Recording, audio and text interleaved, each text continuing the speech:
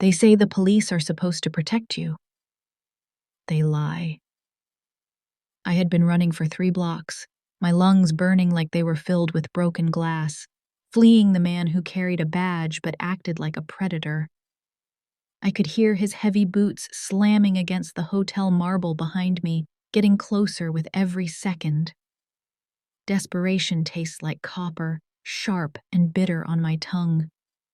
I slammed my fist against the call button, praying for a miracle, praying for the steel doors to slide apart before he could grab me again. When the chime finally dinged, I thought I was saved. I threw myself inside, gasping for air, trembling like a leaf in a storm. I thought I had escaped hell. I was wrong. I ran to the elevator, fleeing my ex, and walked into the Mafia boss when the doors opened. The air inside smelled of expensive cologne, gunpowder, and fresh blood, and the eyes staring back at me were colder than the barrel of the gun I had just outrun. Don't look back. That is the only rule screaming in my head right now. Don't you dare look back, Elena. My cheap rubber soles squeak violently against the polished marble floor of the Celestial Hotel lobby. The sound echoes like a gunshot in the high-ceilinged space, announcing my terror to anyone who cares to listen. But nobody cares. This is New York. People here are trained to look away from desperation. My lungs are burning. It feels like I have swallowed a handful of crushed glass. Every breath is a jagged gasp that scrapes against my throat. I clutch the white pastry box to my chest with one arm, using it like a pathetic shield. My other hand is jammed deep into the pocket of my flour-stained apron, fingers wrapped so tight around the plastic handle of a box cutter that my knuckles have turned white. A box cutter, that is my defense, a 2-inch blade against a service weapon. I can feel him. I do not need to turn around to know he is there. The hair on the back of my neck stands up, prickling with that primal awareness that prey feels when the predator is closing the gap. Miller. I catch his reflection in the spinning glass of the revolving doors ahead of me. He is not running. Miller never runs. He walks with the terrifying, casual confidence of a man who knows the game is already rigged in his favor. He is wearing that damn leather jacket, the one that smells like stale tobacco and arrogance. As I watch the reflection, distorted and wavering in the glass, I see him flash his gold badge at the concierge. He smiles. That sick, twisted smile that used to make me feel safe before I learned that it was just the baring of teeth before the bite. He is playing with me, he is letting me run because he likes the chase. Panic claws at my throat, threatening to choke me. I force myself to look away from the glass. Focus. I need a way out. The main exit is blocked by tourists. The service entrance is too far. The elevators. To my right, the gold-plated doors of the VIP elevator bank are just starting to slide shut. I throw myself toward them. I abandon dignity. I abandon grace. I am just an animal trying to survive.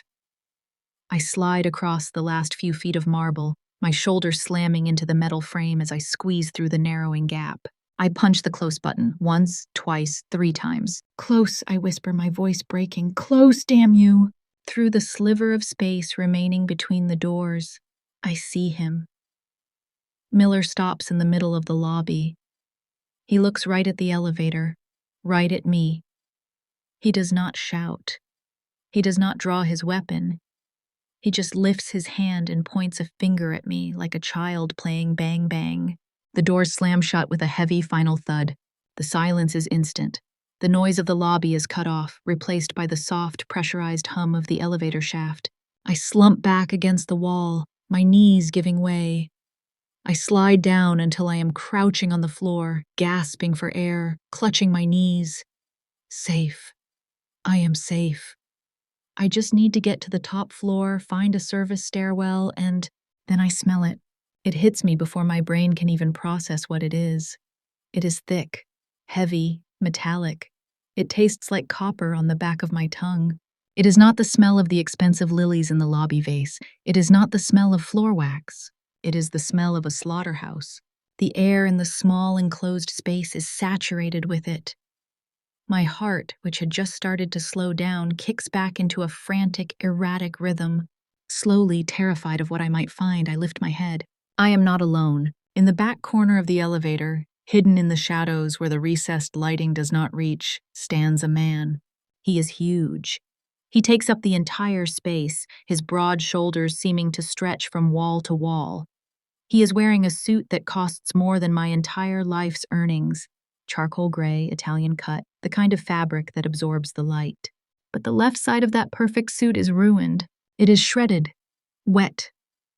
A dark, glistening stain is spreading rapidly across his crisp white dress shirt, turning it a deep, violent crimson. He is bleeding out, right here, right now. Blood drips from the hem of his jacket. Drip, drip, drip. It lands on the pristine white marble floor of the elevator with a soft, wet sound that makes my stomach turn.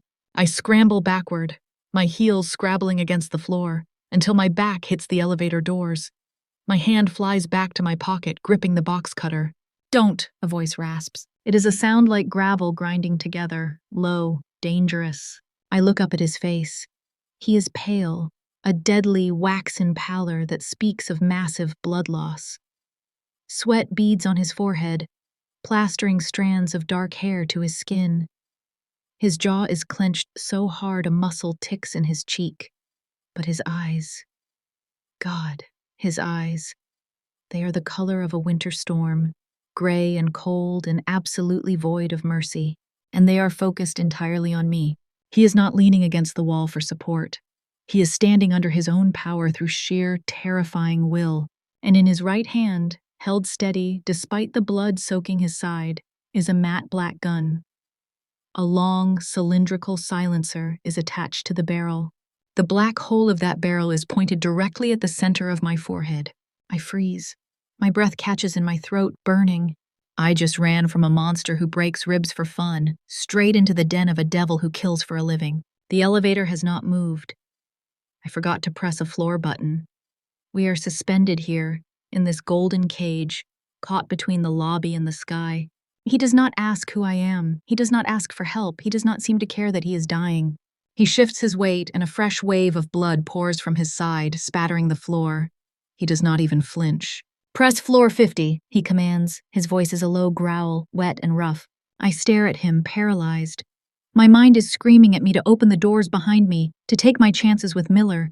At least I know Miller's cruelty. This man is a void. Did you hear me?" He whispers. The gun does not waver. Not even a millimeter. "Press floor 50. If you scream, if you touch the alarm, if you try to open those doors, this bullet will go through your skull before you can take your next breath." My hand shakes so bad I can barely lift it. I reach out, my arm feeling like lead. I am trapped.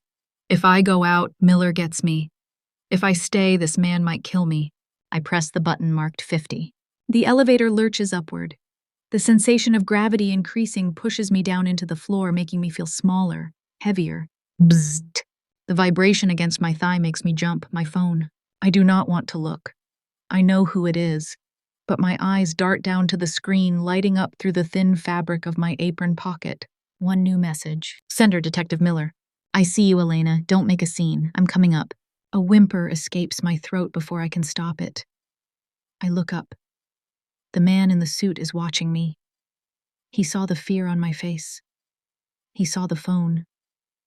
His eyes narrow, calculating, assessing the threat not to me, but to him. "Problems?" he asks. There is no sympathy in the tone, only a cold assessment of liability. I look at the gun pointed at my head, then I look at the blood pooling at his feet.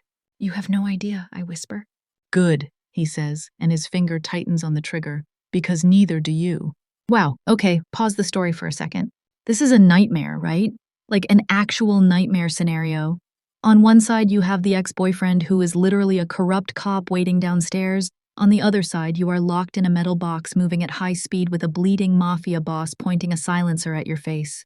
If you were Elena, who would you choose to face? The devil you know or the devil you don't? Drop a comment below with Team Cop if you think she should have run back out, or Team Mafia if you think she stands a better chance with the guy holding the gun. I really want to know how you guys would handle this level of crazy. And listen, if you want to see if Elena survives the next 5 minutes without getting shot or arrested, make sure you smash that subscribe button right now, because trust me, what she is about to do with that box cutter, you are not going to see it coming. Back to the elevator. We are passing floor 10. The elevator hums, a low vibration that rattles through the soles of my sneakers, but it does nothing to drown out the sound of my own blood rushing in my ears. The golden numbers above the door tick upward, 10, 11, 12, but the man in the corner is going down. I watch the strength drain out of him like water from a cracked vase. His knees buckle, just a fraction of an inch, but in a man built like a fortress, that small movement is a catastrophe. The gun in his hand, which had been as steady as stone, begins to tremble. The muzzle dips. He coughs. It is a wet, rattling sound that makes my skin crawl. A spray of crimson speckles his chin and the pristine white collar of his shirt. He slides down the paneled wall, leaving a long, dark smear behind him until he hits the floor with a heavy thud. His eyes flutter shut, then snap open. The gray is losing its focus, clouding over. He is dying, right now, between floor 15 and 16. If he passes out, I am trapped in a penthouse elevator with a corpse and a gun. If he pulls that trigger in a muscle spasm, I am the corpse. You are going into hypovolemic shock, I say. My voice sounds strange to my own ears. Detached, clinical. It is the voice I used to use during trauma rounds at Johns Hopkins before my life fell apart. He blinks, trying to focus on me. The gun wavers, pointing vaguely at my stomach now. Shut up, he rasps. Your heart rate is spiking to compensate for volume loss. I continue, taking a step toward him. Your blood pressure is bottoming out. You are cold, you are dizzy, and in about 60 seconds you are going to lose consciousness. I take another step. He tries to lift the gun, to aim at my head again, but his arm is too heavy. Stay back, he growls, but there is no bite left in it. If you shoot me, I say, keeping my hands where he can see them, open and empty, there is nobody left to stop the bleeding. You will be dead before we hit the 50th floor. Do you want to die in an elevator covered in your own filth? It is a gamble, a massive, stupid gamble. I am taunting a wounded lion. He narrows his eyes. For a second, the fog clears, and that terrifying, sharp intelligence returns. He is assessing me, weighing the risk of letting me close against the certainty of bleeding out. Slowly, agonizingly slowly, he lowers the gun. It rests on his thigh, his finger still on the trigger guard. One wrong move, he whispers, and I take you with me. I do not wait for him to finish the threat. I drop to my knees beside him. The smell is overwhelming down here, copper, sweat, and expensive cologne. Move your hand, I order. He hesitates, then peels his hand away from his side. I suck in a breath. It is bad. A jagged tear just below his ribs. Through the ruined fabric of his suit, I can see the dark, angry hole where a bullet entered. It missed the lung, I think, no frothy, bright blood, but it definitely hit something vascular. I need pressure, and I need sterilization. I reach into the pocket of my apron. He flinches, the gun twitching upward. Easy, I say, pulling out a miniature bottle of vodka. I work in catering. I swiped this from the service cart. I bite the cap off and spit it onto the floor. This is going to burn, a lot. I do not count to 3, I just pour. He does not scream. A lesser man would have screamed. Instead, a guttural, animalistic growl rips from his throat. His body arches off the floor, every muscle corded and tight. His free hand shoots out and grabs the front of my apron, twisting the fabric, yanking me forward until our faces are inches apart. His eyes are blown wide, pupils dilated, burning with pain and fury. Who are you? He hisses. His breath ghosts across my lips, hot and metallic. If you are a plant, if you are an undercover cop. His grip tightens, the knuckles grazing my collarbone. I will gouge your eyes out first. I do not pull away. I cannot. I look straight into that storm of gray violence. The cop is downstairs, I tell him, my voice steady despite the trembling of my hands. He is my ex-boyfriend. He breaks my bones when he gets jealous. So believe me when I tell you, I would rather save your life than go back to him. Something shifts in his gaze. The murderous intent dials back, replaced by a dark, heavy curiosity. He searches my face, looking for the lie. He finds none. Slowly, he releases my apron. Do it, he says. I reach for the hem of my uniform dress. It is cheap polyester, but it will have to do. I rip a long strip from the bottom. The sound of tearing fabric loud in the small space. I fold it into a thick pad. Press this, I instruct, guiding his hand to the wound. Hard. He grunts, pressing down. The elevator is still climbing. Floor 20, 21, 22. And then the world stops. Thunk! The elevator shudders violently and grinds to a halt. The momentum throws me forward against his chest. The lights flicker once, twice, and die. Pitch blackness swallows us. My heart hammers against my ribs. What? What happened? A crackle of static erupts from the overhead speaker. Then a voice. Smooth, oily, terrifying. Elena, baby. Miller. I flashed the badge to security. Told them we had a technical malfunction. I know you are in there. I stop breathing. The darkness feels like it is crushing me. Just wait right there, sweetheart. Miller's voice croons, echoing in the metal shaft. I have a crowbar. I am popping these doors open. Daddy is coming to get you. I am going to throw up. I can hear the scrape of metal on metal from the floor below us. He is right there. He is going to open the doors, find me, and drag me back to hell. A hand finds mine in the dark. It is warm, sticky with blood, but strong. Dante. He is not pointing the gun at me anymore. He is pressing the cold steel handle into my palm. Take it, he whispers in the dark. The gun is heavier than I expected. It feels like a dead weight in my hand, cold and alien. I have never held a weapon before. My hands are shaking so violently I am terrified I might drop it. Take it, Dante repeats, his voice a low vibration in the darkness. If those doors open and it is him, you aim for the center of the chest. Double tap. I can't, I stammer. I have never shot anyone. You will, he says, or you will wish you were dead. Scream! The sound of metal being forced apart screams from above us. It sets my teeth on edge. A thin beam of light slices through the crack in the doors, a flashlight beam, dancing in the dust of the elevator shaft. Almost there, Elena, Miller shouts. He sounds manic, excited. Dante shifts beside me. I hear the rustle of fabric, then a soft beep. A blue light illuminates his face. He has a phone, not a smartphone, but a thick, rugged device, a satellite phone. He hits a speed dial key. Marco, he says, no greeting, no panic, just ice. I can hear the voice on the other end, tinny and sharp. Even through the speaker, it sounds mechanical. I hear the rapid-fire clatter of a keyboard in the background.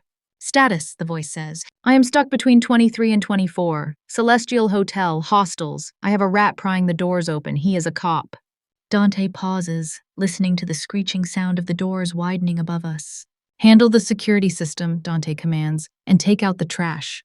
On it, boss. 10 seconds. Screech, bang! The doors above us are forced open a foot wide. The flashlight beam sweeps down, blinding me. Gotcha! Miller's face appears in the gap. He is lying on his stomach on the floor of the 24th floor, looking down into our suspended cage. He sees me. His eyes go wide, and that sick smile spreads across his face. There you are, he breathes. Who is your friend? He reaches a hand down as if to grab me. 5 seconds, Dante whispers. Come on, Elena, take my hand, don't make this hard. I raise the gun. I use both hands to steady it, pointing it up at the gap. Miller laughs. You won't shoot me, babe. You don't have the guts. 3 seconds, Dante counts. Suddenly, the elevator lurches. It does not go up. It drops. We fall. My stomach leaps into my throat. It is a controlled free fall, a stomach-churning drop of maybe 10 feet. Above us, Miller loses his balance. Because he was leaning into the shaft, relying on the elevator car being there, the sudden drop removes his support. His eyes bulge, his smile vanishes. He slips, but he manages to scramble back, just barely catching the ledge of the floor above. He disappears from view. What the hell? His voice echoes, distant now. The elevator stops abruptly, jarring every bone in my body. Then, with a hum that sounds like a jet engine, it rockets upward. We fly past the 24th floor, past the 25th. We are ascending at a speed that presses me into the floor. Marco has the override, Dante says, putting the phone away. He leans his head back against the wall, closing his eyes. We are clear. I lower the gun, my breath coming in ragged gasps. We are alive. We are moving. The digital display races, 40, 45, 50. Ding. The soft chime sounds absurdly cheerful after the chaos. The doors slide open smoothly. Help me up, Dante grunts. I scramble to my feet and pull his arm over my shoulder. He is heavy, dead weight. leaning almost entirely on me. We stumble out of the elevator into a foyer that screams money, marble floors, modern art, floor-to-ceiling windows overlooking the Manhattan skyline. But I do not have time to admire the view. Freeze! I look up. 3 red dots appear on my chest. 3 men in black tactical gear are standing in a semicircle around the elevator bank. They are holding assault rifles, and every single barrel is pointed at my heart. A voice booms from hidden speakers in the ceiling. Boss, you are compromised. It is the same voice from the phone, Marco. Who is the female? Do I neutralize her to contain the breach? One of the guards racks the slide of his rifle. I tighten my grip on Dante, not sure if I am holding him up or hiding behind him. I still have his gun in my hand. I raise it, pointing it at the lead guard. Put it down, the guard shouts. No, you put it down, I scream back. Hysteria is bubbling up in my throat. Dante laughs. It is a weak, wet sound. Stand down, he orders the guards. She is with me. Boss, protocol dictates, Marco's voice argues from the speakers. I said stand down, Dante roars. The effort costs him. His legs give out. We go down together, hitting the expensive rug in a tangle of limbs. The guards rush forward, weapons lowered but still ready. Get him to the couch, I stammer, trying to disentangle myself. No. A man in a sharp suit steps out from a side room. He is holding a tablet, wearing glasses, and looking at me like I am a virus. This must be Marco. He looks more like an accountant than a killer, which makes him infinitely more terrifying. We need the medical team, Marco says, tapping his earpiece. No team, Dante gasps from the floor. He grips Marco's ankle. There is a leak. Someone sold my location to the cop. If we call the doc, they might finish the job. Dante turns his head. His gray eyes lock onto mine. They are hazy, glazing over with shock, but the command in them is absolute. Let her do it.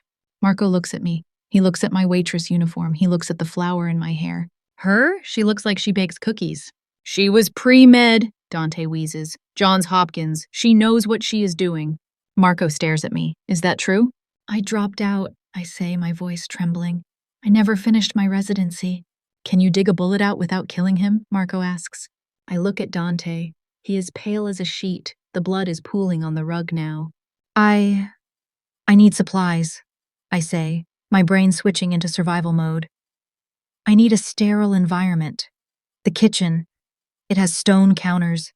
Get me vodka, a sharp knife, tweezers, needle and thread, and fire. I need fire. 10 minutes later, Dante is lying on the massive granite island in the penthouse kitchen. His shirt is cut open. The wound is ugly, a dark, angry mouth in his side. I have washed my hands until they are raw. I am holding a paring knife that I have heated over the gas range until the tip glowed red. I don't have lidocaine, I tell him. I don't have morphine. This is going to hurt more than the bullet.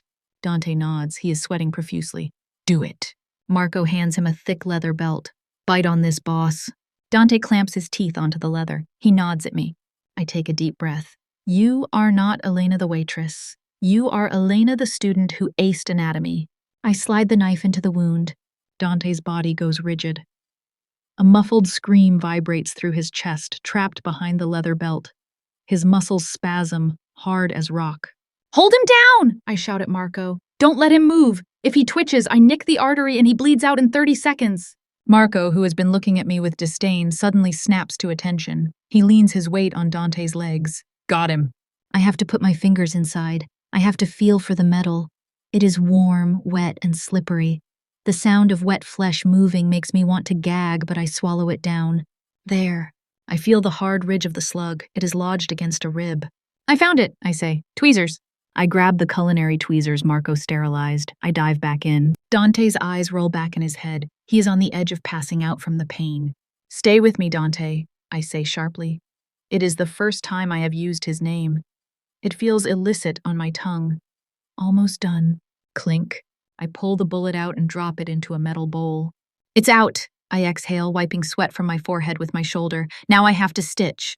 When the last knot is tied and the wound is dressed with clean gauze, my hands finally start to shake. I drop the needle. I back away from the island, leaning against the refrigerator, sliding down until I hit the floor.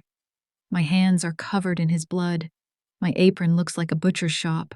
Dante has passed out. His breathing is shallow but steady. Marco is looking at me. He is wiping blood off the counter. The look in his eyes has changed. It is not warm, but it is no longer dismissive. It is wary, respectful. "You have ice in your veins, cookie girl," he mutters. I must have dozed off on the floor. I wake up to the sound of movement. I open my eyes. Dante is awake. He is sitting up on the leather sofa in the living area. He has a fresh shirt on, unbuttoned. He looks like death warmed over, but he is upright, and he is watching me. I am standing at the sink, scrubbing the dried blood from my hands. The water turns pink as it swirls down the drain. "Elena Tate," he says. His voice is weak, rasping but clear. I freeze. I turn off the water. "Born in Chicago," he continues, reciting facts like he is reading a grocery list. "Full scholarship to Johns Hopkins, top 5% of your class. Dropped out 3 years ago after your parents died in a car accident. An accident that the police report says was drunk driving, but the toxicology report was missing." I turn around slowly. I am still holding the paring knife I was washing. "You have been working off the books at the bakery for 8 months.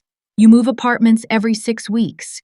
You are hiding from Detective Miller because he planted evidence in your car, 2 ounces of cocaine, and threatened to book you unless you became his confidential informant." He pauses, his gray eyes piercing right through me. "And his personal punching bag." My chest heaves. I feel naked, exposed. How? How do you know all that?" Dante leans back, wincing slightly as his wound pulls. A ghost of a smirk touches his lips. "I never let a stranger hold a knife to my throat," he says softly, "without knowing exactly what makes them bleed." Okay, guys, did you hear that? Elena literally just dug a bullet out of a Mafia Don with a paring knife and 0 anesthesia. And instead of saying thank you, he runs a full FBI background check on her while unconscious. That is toxic. But also kind of impressive. Would you have the guts to perform surgery on a kitchen table? Or would you have fainted at the first drop of blood? Be honest. Tell me in the comments below. I could do it, or I would pass out. And listen, Elena just saved his life. In the Mafia world, a life debt is a heavy thing. But Dante doesn't pay in cash. He pays in other ways. If you want to know how he plans to reward her, and trust me, you do want to know, hit that subscribe button right now. Part 5 is going to change everything. The silence in the penthouse is not peaceful. It is heavy. It is a physical weight that presses against my eardrums, thick enough to crush bones. I am standing by the kitchen island, clutching the paring knife, the same knife I just used to dig metal out of a human being, like it is a lifeline. My knuckles are white. My breath is coming in shallow, ragged hitches that I cannot seem to control. Across the room, Dante Vance sits on his sprawling leather sofa. He looks nothing like a man who was bleeding to death 20 minutes ago. He sits with the calm, terrifying stillness of a wolf that has already cornered its rabbit and is simply waiting for the inevitable surrender.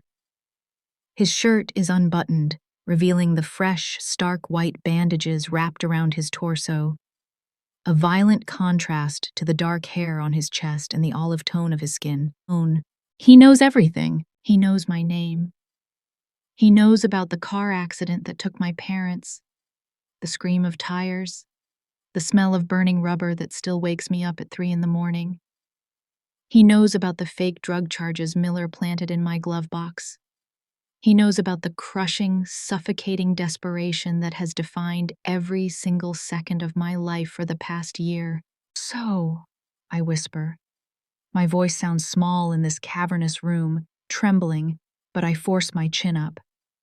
I will not cower. I have survived Miller. I can survive this. "You know I am trapped.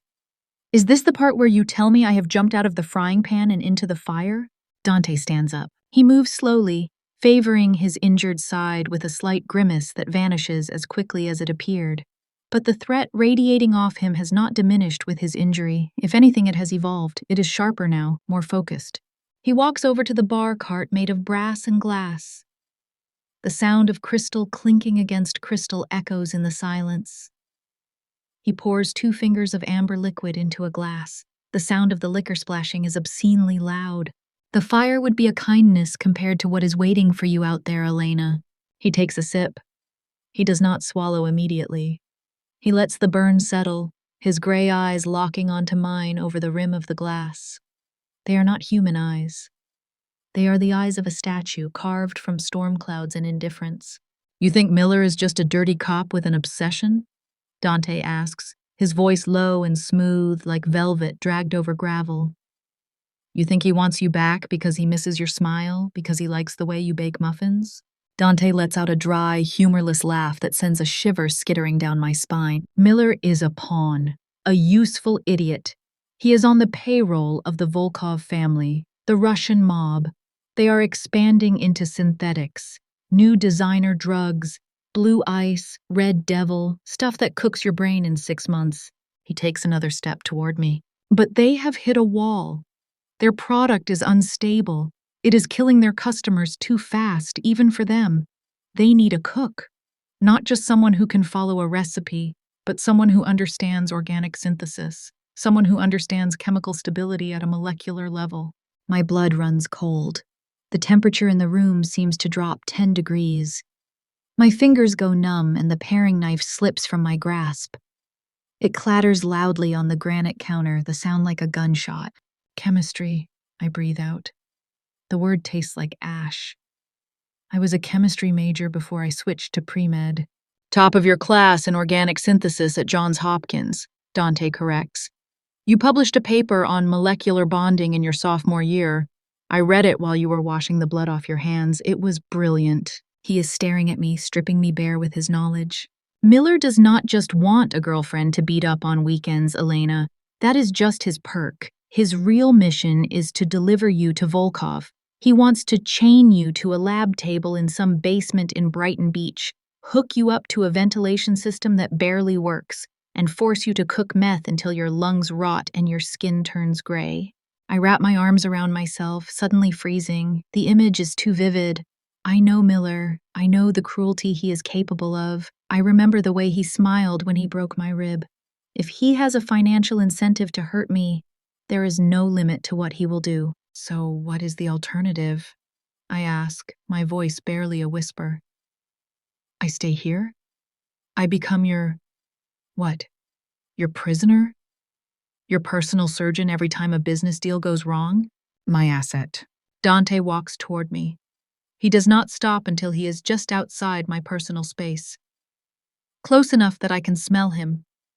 The rich, woody scent of sandalwood, the sharp tang of whiskey, and the faint, coppery undercurrent of his own blood.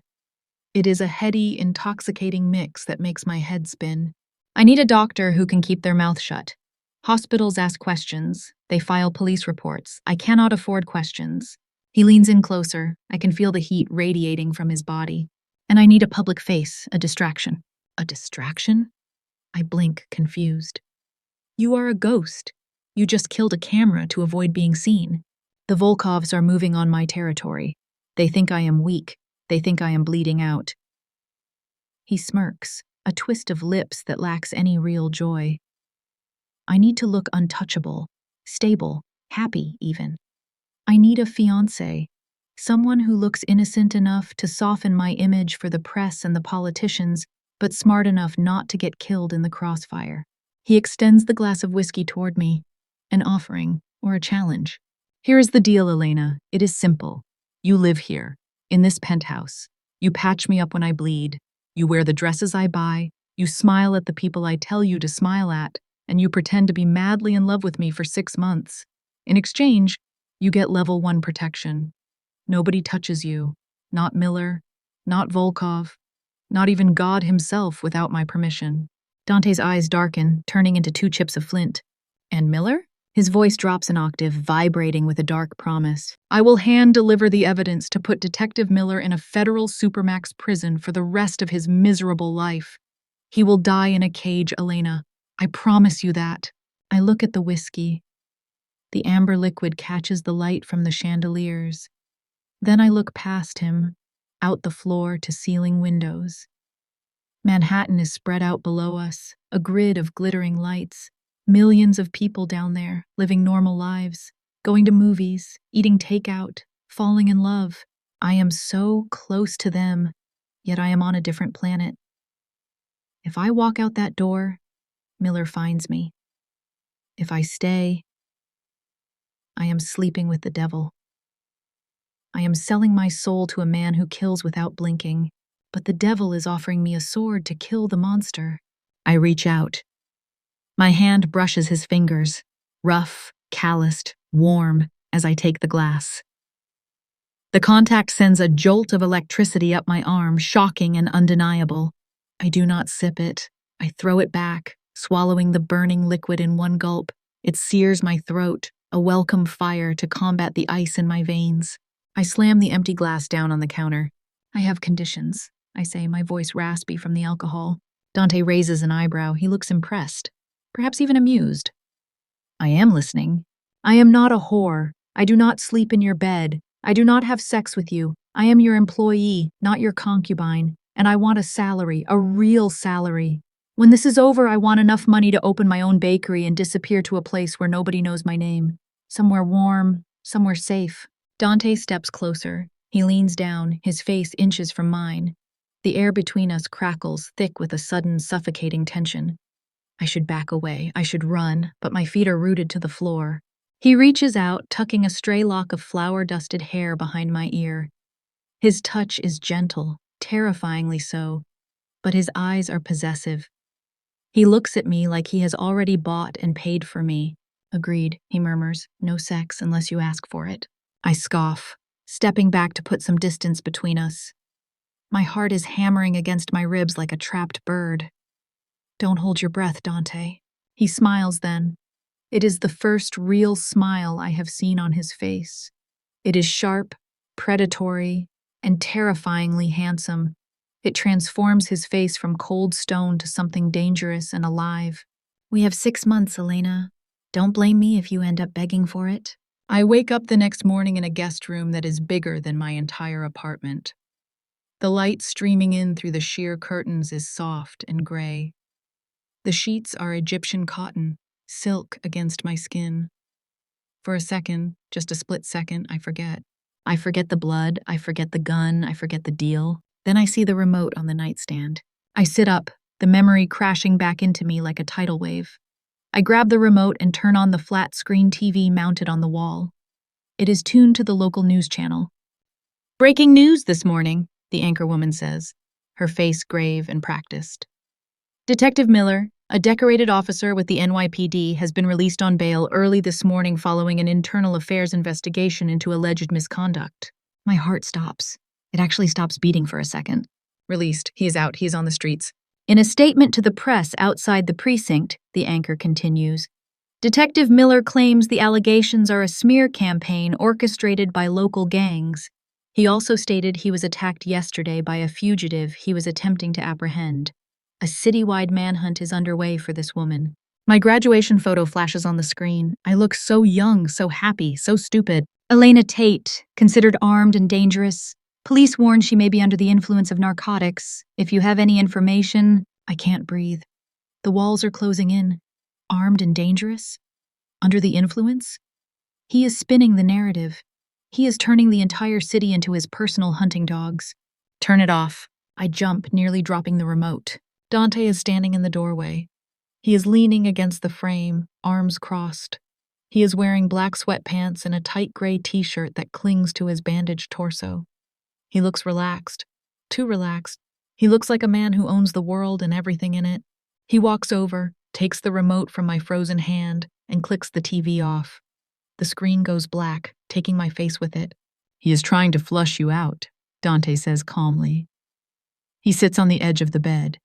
The mattress dips under his weight. He knows you are scared. He knows you watch the news. He expects you to panic and run. If you run, the cops pick you up.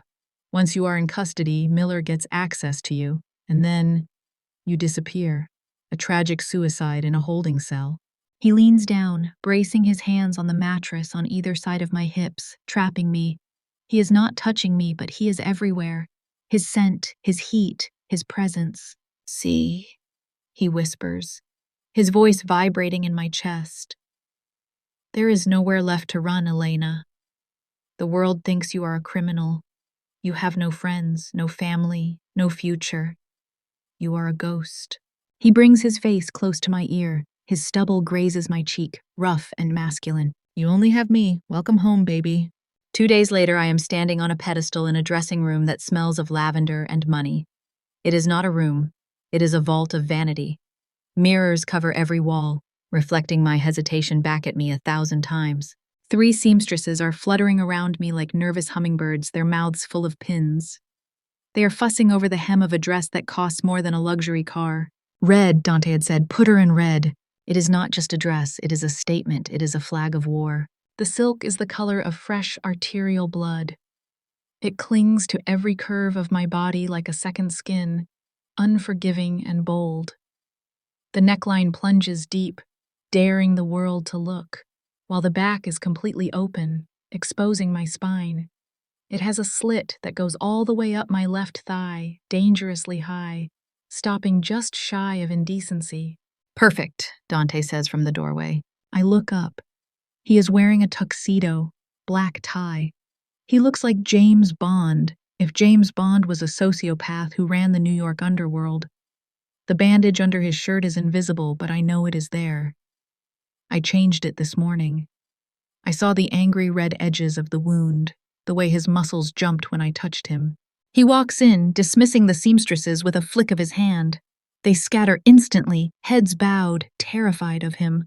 Tonight is the test, he says, walking around the pedestal, inspecting me like I am a prize racehorse he just bought. His eyes are critical, cold, but there is heat underneath, a simmering fire. The underground gala.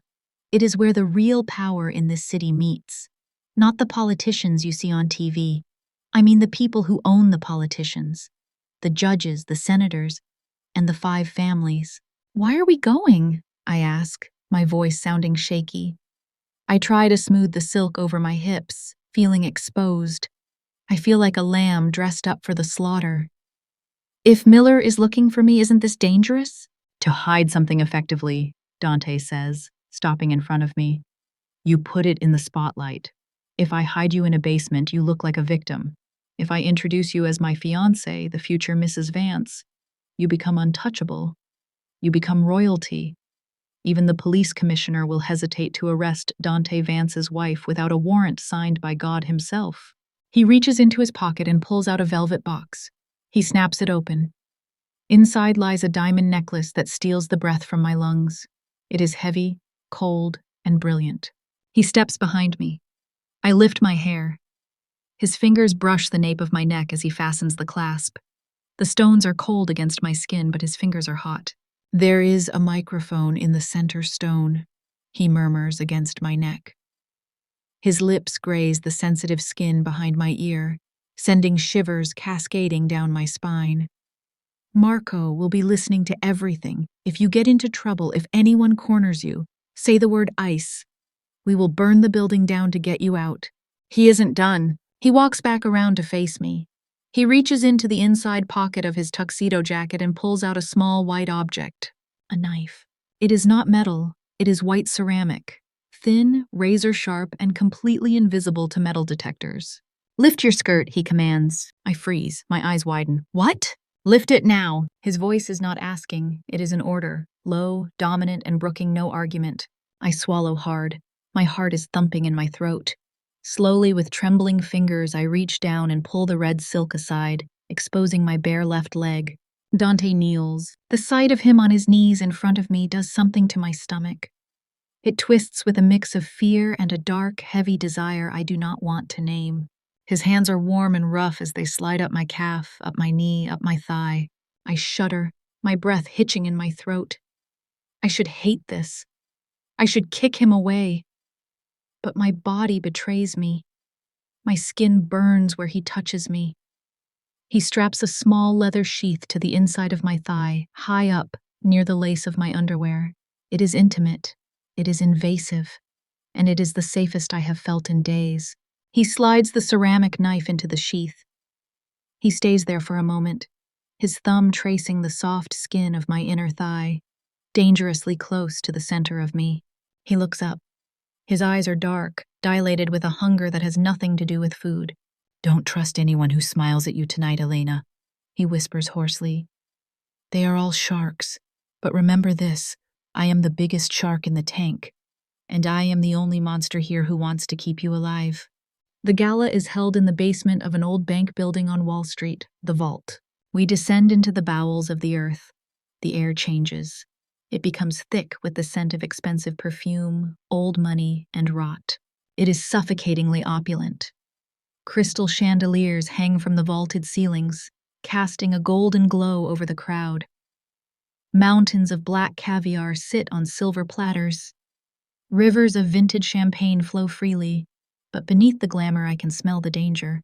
The men here have eyes like dead fish, cold, calculating. The women have smiles that look like they were cut with razors. I cling to Dante's arm. His bicep is hard as iron beneath his tuxedo jacket. He is a force of nature. As we walk through the crowd, the sea of people parts for him. They look at him with a mixture of fear and reverence, and then they look at me. I can feel their judgment physically. Who is she? Where did he find her? Is she a weakness? Smile, Dante murmurs, leaning down. His hand rests possessively on the small of my back, his thumb rubbing slow, deliberate circles into my spine. It is a claim. She is mine. You own this room, Elena. You know why? Because you own me. I force a smile onto my face. I channel every ounce of confidence I don't have. I pretend I am not a baker running from a cop. I pretend I am the queen of the underworld. Well, well. A voice cuts through the soft jazz music. It is thick, heavy, dripping with a Russian accent. I turn. A man stands there blocking our path. He is short, balding, with pale, watery eyes and skin that looks like raw dough. But his suit is impeccable, and the diamond pinky ring on his hand is large enough to choke a horse. Viktor Volkov, the head of the Russian mob, the man who owns Miller, the man who wants to chain me to a lab table.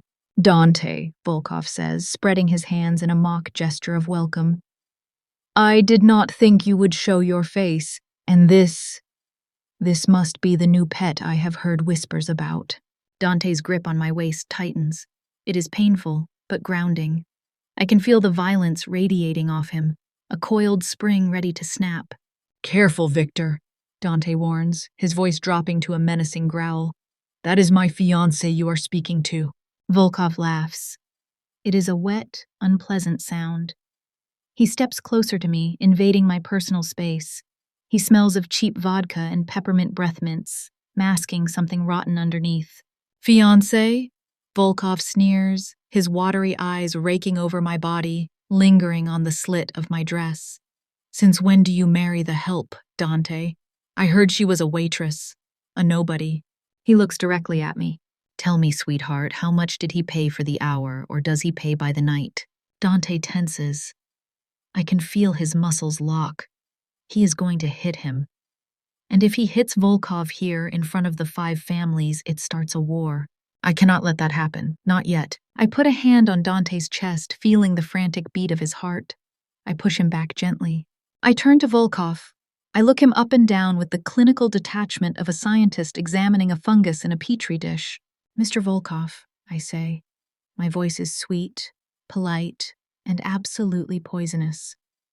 I would worry less about my hourly rate and more about that vintage Pinot Noir you are drinking. Volkov frowns, confused. He looks at his glass. What? I noticed the sediment at the bottom of your glass. I lie smoothly, tapping into my chemistry background, weaving facts with bullshit. When combined with the specific shade of oxidation around the rim, it suggests trace amounts of arsenic oxide. It is a sloppy extraction method. I step closer, lowering my voice to a conspiratorial whisper. It is a slow poison, causes hair loss first, then liver failure, then madness. I glance pointedly at his balding head. But perhaps it is already too late? Volkov goes pale. The blood drains from his face. He looks at the glass in his hand like it is a live grenade. He drops it. Smash. The glass shatters on the marble floor, red wine splashing onto his shoes like blood. He coughs, clutching his throat, paranoia seizing him instantly. He spins around, shouting for his bodyguards. Dante lets out a short, surprised laugh. He pulls me closer, burying his face in my hair, inhaling deeply. Remind me never to piss you off, he whispers against my ear. You are dangerous. I am learning, I whisper back, my heart racing. And then the lights go out. Total darkness swallows the room. Pop, pop, pop. The sound is unmistakable. Silenced gunshots. Screams erupt. The room descends into absolute chaos. Bodies collide. Glass shatters. Dante does not panic. He moves instantly. He shoves me behind a massive marble pillar, shielding me with his body. He draws his gun. God knows where he was hiding it in that tuxedo, and fires 2 shots blindly into the darkness. Stay down, he roars, pushing my head down. Where is Marco? I yell over the screaming crowd. Cut off, Dante yells back. They jammed the signals. We are on our own. Dante fires again. He ducks back as a bullet chips the stone inches from his face, sending dust into our eyes. He checks his gun. His face is grim. Damn it, empty. He reaches into his pocket and pulls out a spare magazine. He shoves it into my hands. His hands are slick. His old wound has reopened, bleeding through his shirt. Load it, he commands, turning back to watch the room, scanning for muzzle flashes. Do it now, Elena. Don't let your hands shake. My hands are slick with sweat and blood, but they don't shake. I jam the bullets into the magazine, the metallic click, click, click sounding rhythmic and weirdly soothing amidst the chaos. Ready, I shout, slapping the magazine into Dante's palm. He reloads in one fluid motion, spinning around the pillar to fire. A man in a waiter's uniform drops 10 feet away. Move, he yells, grabbing my hand. We run. We are not fleeing. We are cutting a path. Dante is a battering ram, shooting with terrifying precision, but there are too many of them. A shadow detaches itself from the darkness to our right. A man with a knife, lunging for Dante's exposed flank. Dante doesn't see him. Right, I scream. It is useless. The gunfire is too loud. I don't think. I act. I am holding a heavy crystal decanter of whiskey I grabbed from a passing table. I swing it with both hands, putting my entire body weight into the blow. Crash. The crystal explodes against the attacker's face. He staggers back, blinded by alcohol and shards of glass. I don't stop. I lift the slit of my red dress and kick him hard in the groin with my heel. He doubles over, groaning. Dante spins around. He sees the man falling. He sees me, panting, glass shards sparkling in my hair like diamonds. He puts a bullet in the man's shoulder to keep him down. He looks at me, his eyes are wild. Good girl, he growls. We burst through the kitchen doors and out into the loading dock. A black armored SUV is waiting, engine running. Marco is behind the wheel, firing a submachine gun out the window to cover us. We dive into the back seat. Go, go, go, Dante shouts. The car screeches away, tires smoking, just as bullets ping off the rear windshield like hail. The drive is a blur of speed and adrenaline. We are careening through the streets of Lower Manhattan at 80 miles an hour. I am breathing hard, my chest heaving. The adrenaline is crashing through my system like a drug. I look at Dante. He is leaning back against the leather seat, checking his gun. A thin line of blood trickles down his cheek from a grazing shot. Without thinking, I reach out with a handkerchief and press it to the cut. He catches my wrist. His grip is hard. Suddenly, the distance between us vanishes. He grabs the back of my neck. I grab the lapels of his tuxedo. He pulls me in. I crash against him. The kiss is not gentle. It is not romantic. It is violence. It is hunger. It is the taste of gunpowder and survival. His teeth clash against mine. His tongue sweeps into my mouth, possessive and demanding. My hands tangle in his hair, pulling him closer. I want to feel him. I want to confirm that we are both alive. For a moment, there is no contract, no fake engagement. Just 2 people who walked through fire and came out the other side burning. The SUV screeches to a halt at a private dock. He pulls back, resting his forehead against mine. We are both panting. You are crazy, he whispers, his thumb tracing my swollen lip. Smashing a man's face with a bottle? I learned from the best, I whisper back. We are a team. I feel it in my bones. I am not his victim anymore. I am his partner. We take the private elevator back up to the penthouse. I feel invincible. I feel like I can take on the world. Then my phone buzzes. It is not a text. It is a video message, unknown number. I unlock the screen. The video plays. It is grainy, dark, a chair in the middle of a room. Bound to it is a girl with blonde hair, head drooping. My sister. My blood turns to ice. A voice narrates from behind the camera, Miller. You are playing house nicely, Elena. But now it is my turn to play. Midnight tonight, Warehouse 9, come alone. If I see even a shadow of Dante Vance, your sister goes boom. The video cuts to black. You just witnessed the moment. Elena crossed the line from victim to partner. If you are still listening, please help me by commenting the keyword partners below. Just one word, partners. So I know that there are still friends journeying with me, ready to walk with Elena and Dante into the darkness. Your presence is the greatest motivation for me to tell the tragedy that is about to unfold. I stare at the phone screen until my vision blurs. My sister. My sweet, innocent sister who is supposed to be safe at boarding school in Connecticut. Elena? Dante comes out of the bathroom. He has washed the blood off his face. He looks tired, but solid. What is it? I lock the phone screen before he can see. Nothing, I say, my voice sounding hollow. Just adrenaline crash. I think I am going to be sick. He steps toward me, concern etching lines around his eyes. Let me get Marco to go. No, I say quickly, too quickly. I just need to sleep, please. He studies me. For a second, I think he sees through me, but then he nods. Okay, go to bed. We will talk in the morning. He turns to pour himself a glass of water. I watch his back. I know what I have to do. If I tell him, he will bring an army. If he brings an army, my sister dies. Miller was clear. I walk over to the bar cart. My hands are trembling as I open the small vial of sedatives I found in the bathroom cabinet earlier. For his pain. I crush 2 pills into powder and slip them into his water glass while he is looking out the window. Here, I say, handing him the glass. Drink, you need it. He takes it. He looks at me, his eyes soft. Thank you. He drinks it all. 10 minutes later, he is asleep on the sofa, heavy and deep. I stand over him. I brush a strand of dark hair off his forehead. My heart is breaking into a million pieces. I am sorry, I whisper. I can't drag you into my hell. I take off the diamond engagement ring. It feels heavy, like I am removing a part of myself. I place it on the coffee table next to a note I scribbled on a napkin. I'm sorry, I have to do this alone. I grab my coat and slip out into the cold New York night. Warehouse 9 is a rotting carcass of a building on the waterfront. The wind howls through the broken windows. It smells of dead fish and oil. I push open the rusted metal door.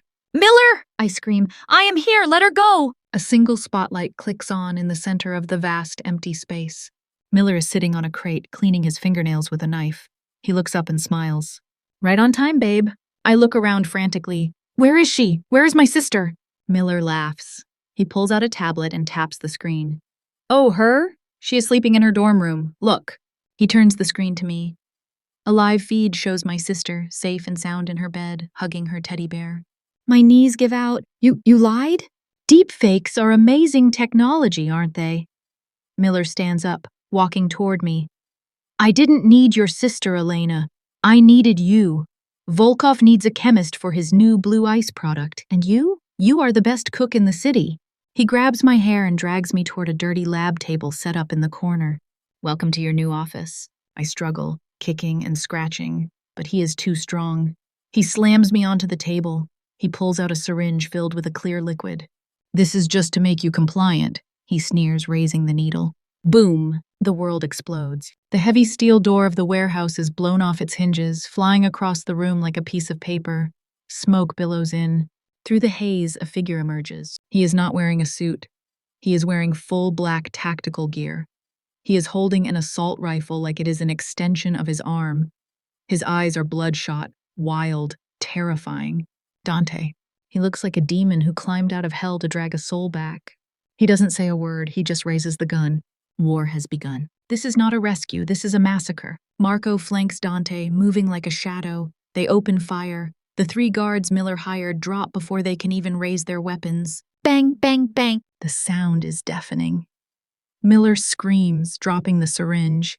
He yanks me off the table, spinning me around, pressing the knife to my throat. Back off, Miller shrieks. I will kill her, I swear to God! Dante stops. He is 20 feet away. The rifle is aimed right at Miller's head. Let her go, Dante says. His voice is a low rumble, barely human. Drop the gun, Miller yells, pressing the blade deeper into my skin. I feel a trickle of blood. Drop it, or she bleeds! Dante hesitates. He looks at me. His eyes are agonizing. Slowly, he lowers the rifle. He places it on the floor and kicks it away. He raises his hands. Miller laughs, a manic, triumphant cackle.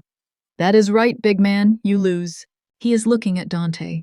He has forgotten about me. He thinks I am just a hostage. He forgot who I am. I am a chemist. My hand gropes behind me on the lab table. My fingers brush against a glass beaker. It feels warm. Sulfuric acid. Highly concentrated. Hey, Miller, I whisper. He looks down at me. What? I grab the beaker and smash it backward, splashing the contents directly into his face. He screams. It is a sound that will haunt me forever. He drops the knife, clawing at his burning skin. I drop to the floor and roll away. Dante moves. He does not run. He launches himself. He hits Miller like a freight train. He doesn't go for the gun. He tackles him to the ground. And then he starts punching. Thud, thud, crack. He hits him over and over again. There is no technique, just pure, unadulterated rage. He is beating Miller into the concrete. Dante, stop! He is dead! I scream, grabbing Dante's arm. He freezes. His fist is raised, bloody and raw. He looks down at the ruin of Miller's face. Then he looks at me. He collapses against me, burying his face in my neck. He is shaking. I thought I lost you, he chokes out. When I woke up, I thought I lost you. Suddenly, sirens wail outside, but not police sirens. These are different. Marco runs in. Boss, Volkov's men, they are surrounding the building. We are outnumbered 10-1, and the chemicals, the fire is spreading. The explosion had ignited the volatile chemicals in the lab. Flames are licking up the walls. Dante stands up, pulling me with him. He checks his sidearm. Empty. We limp to the loading bay doors. Through the smoke, we can see dozens of armed men outside. Volkov stands in front of them, smiling. We are trapped. Burning building behind us. Execution squad in front of us. Dante looks at me. He smiles, a sad, heartbreaking smile. I am sorry, Elena. I promised you protection. I failed. Maybe we die together, he whispers. I shake my head. I reach into my pocket and pull out a phone. Miller's phone. I swiped it when he dropped me. No, my love, I say fiercely. We don't die today. I hold up the phone. I just hit send. Every email, every text, every ledger proving Volkov's drug empire and Miller's corruption. I just sent it to the FBI Cybercrimes Division and the New York Times. Ooh, Dante stares at me. Listen, I say. In the distance, real sirens, dozens of them, helicopters chop the air above. This place is swarming with feds in 3 minutes, I tell him. Volkov has to run. Outside, Volkov's smile vanishes. He hears it too. He shouts an order in Russian. His men scramble into their cars. They are fleeing like rats. Dante looks at me, awe washing over his face. He cups my cheek with a bloody hand. My God, he whispers, you are magnificent. 3 months later, the elevator dings, the doors slide open. But this time there is no blood, no fear. I step out into the penthouse foyer. I am wearing a white silk suit, sharp and tailored. I am not carrying a pastry box. I am carrying a briefcase. Dante is waiting for me on the balcony. He is leaning against the railing, looking out over the city that he owns and that I now help him rule. Miller is dead. Volkov is in a supermax prison, awaiting trial. I was cleared of all charges thanks to the evidence I provided. I am a free woman. Technically, I walk out to the balcony. Dante turns. He looks healthy, strong. The wound has healed into a scar that I trace with my fingers every night. How is the bakery? He asks. Business is booming, I smile. The new location in Tribeca is perfect, and the backroom operations are running smoothly. The money is clean. He pulls me close, his arm wrapping around my waist. You know you can stop, Elena. You can walk away. You have enough money now. You are free. I look up at him. I look at the man who kidnapped me, who protected me, who killed for me. I look at the monster who let me see his soul. I ran to that elevator to hide from a monster, I say softly. I reach up and adjust his tie, but I fell in love with the devil inside. I kiss him.